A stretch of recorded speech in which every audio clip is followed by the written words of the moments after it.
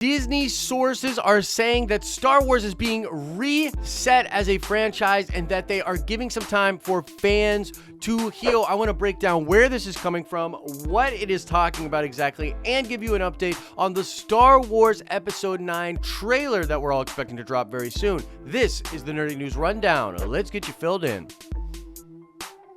What's up, everybody? Happy Thursday to you. Now, before we get into the show, I need to shout out Rizal Eichter, who got the nerd card question right on the show yesterday. You definitely pay attention to the Star Wars rumor mill.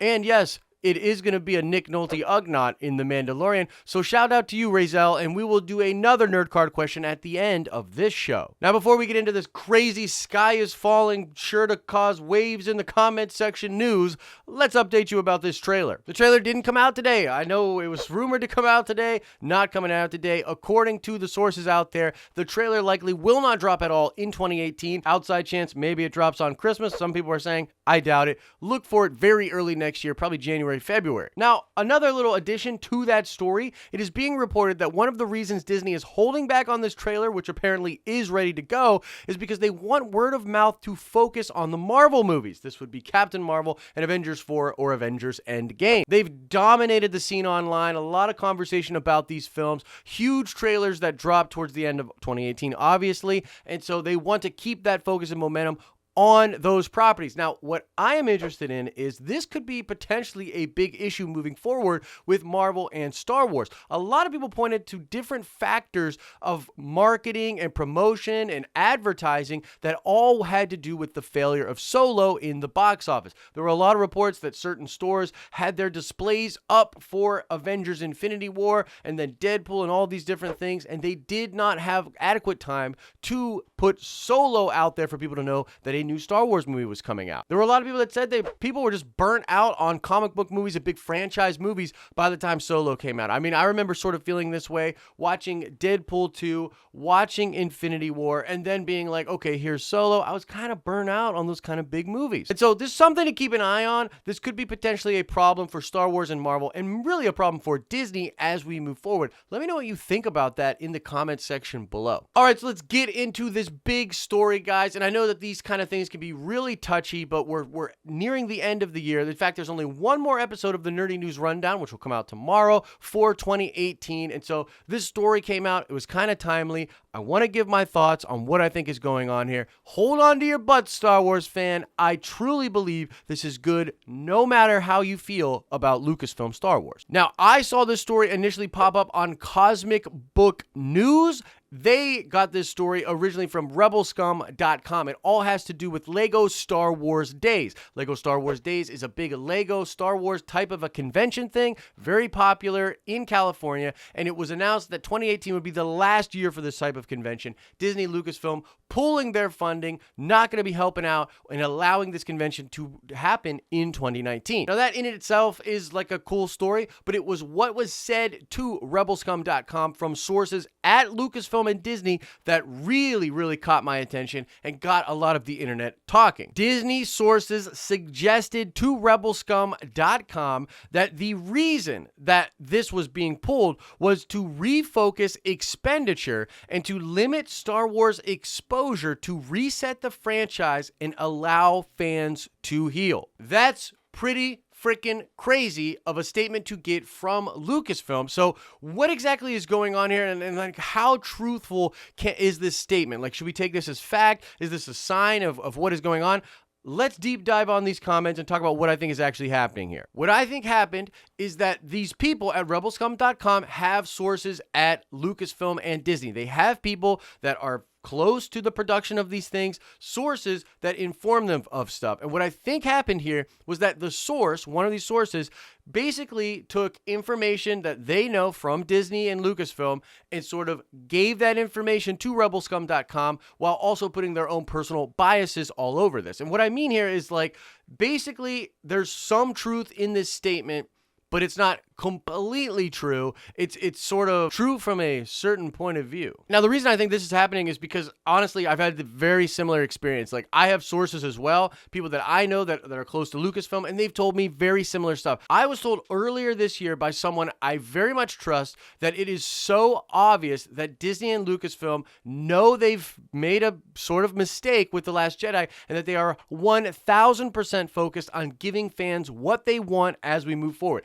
I was literally told that by someone that knows people at Disney. Basically, this source is probably like friends with these guys. They're all like fans, and they're sort of talking about this story basically in the perspective of people that don't like The Last Jedi. So these people at rebelscum.com were probably not biggest fans of The Last Jedi. They get told this information by a guy who probably also wasn't the biggest fan of The Last Jedi, and he's sort of filtering the real information through this lens of, yeah, everybody knows The Last Jedi was a big mistake. I'm not saying The Last Jedi was a big mistake, but it probably was in a lot of ways for Disney, and they're aware of it, and they've got to fix it. I know that is not the easiest thing to hear if you are a fan of what Disney is doing with Star Wars right now, but numbers don't lie, facts don't lie. This brand is in trouble with all the money that Lucasfilm and Star Wars is spending. They cannot afford to have this tourist, very divisive kind of label on Star Wars. No. You need mass appeal. You need hype trains. You need fans to be buying in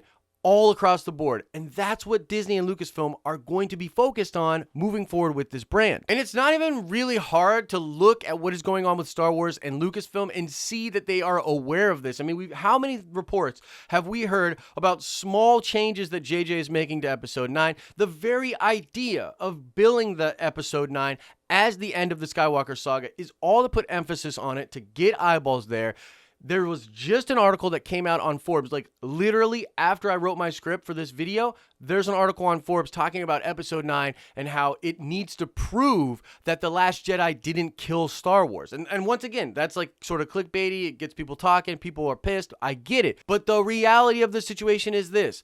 If Episode 9 does not gross at least $1 billion, Star Wars is completely and totally, unequivocally, and we cannot allow that to happen. Like, that's bad. And if you think that that's somehow okay just because you like the current Star Wars movies, you're delusional. All right, rant over. And I know this is a little weird because a lot of you have seen me in videos talking about all the things I like about Lucasfilm and Disney Star Wars. And it's true. I tend to like more of the things than other people out there. But the reality is, like, guys, we can't allow Star Wars to stay in the state that it is. It needs to heal. It needs to move forward. And this is just another sign that Lucasfilm is at least aware of this. This should be celebrated. This is a good thing for all Star Wars fans. Now, before we get out of here, let me talk about the plan as I see it for Star Wars, for Lucasfilm in 2019, and the way they're going to turn this ship around. So the whole idea of doing a teaser trailer this early in the game, the emphasis on this trailer, the fact that John Williams is doing his own music for this trailer is to shift the conversation. So early 2019, Lucasfilm drops the dopest Star Wars trailer you've ever seen for Episode 9, gets people talking. Then you go into Star Wars Celebration, and it's got to be hype. I mean, you want to talk about the hypeness for Episode 9, and you need to build that, but you also need to be talking about Clone Wars. You need to be talking about The Mandalorian. You need to be talking about the Rogue One show, and you need to be talking about Dan and Dave. If I was ahead at Lucasfilm, I'd be like, yo, get Dan and Dave to get us some concept art, some sketches. We need to drop this Old Republic thing yesterday to start to build hype towards the possibility of that.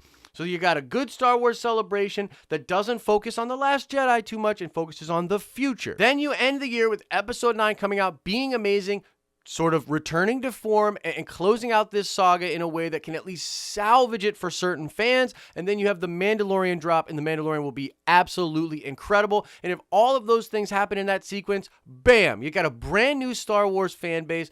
Everything's united, and we can just move forward. Wouldn't that be great? That would be great. And so that is the news out there, guys. I hate to make a mountain out of a molehill, but this is actually big news. It does indeed show that Disney is aware of their problem. They're working to fix it. We're going to get to a better place as a Star Wars community, whether or not you love The Last Jedi or hated The Last Jedi, wherever you're at. we're coming together, baby. Peace and reciprocity. Let's bring some balance to the Force and get hyped for Star Wars in 2019. So let me know what you think about this news. Do you buy into this at all? Do you think that it's a very good thing? Do you think this is terrible because it's people just giving in to haters? I know there's probably a lot of opinions out there when it comes to this news and when it comes to Star Wars. So let me know your thoughts, guys. Let's have an open forum, but be nice down there in the comments. All right, let's check that nerd card real quick before we get out of here. I want to know, what is the name of the company that made the very first RPG for Star Wars? This was a big deal for a lot of people. A lot of the story group people call on this thing and use it as sort of like a Bible of Star Wars lore. But the question remains, what is that infamous company that made the first Star Wars RPG guide? It's a big deal for people. Let me know the answer in the comments section below. Again, I want to let people know this show is going on a 2-week break. Tomorrow is the last episode of the Nerdy News Rundown in 2018, and we'll return in 2019. We're still going to be doing content in the interim. A lot of cool videos, fun videos. I got a cool Naughty or Nice Kylo Ren video planned for Christmas Eve, and some cool stuff that we will do in the interim, but I just want to let you know. And thank you guys so much for the support. It's been a really cool year, and I look forward to doing more news in 2019. As I always say, I hope you are having an awesome and nerdy day, and I'll see you in the next video.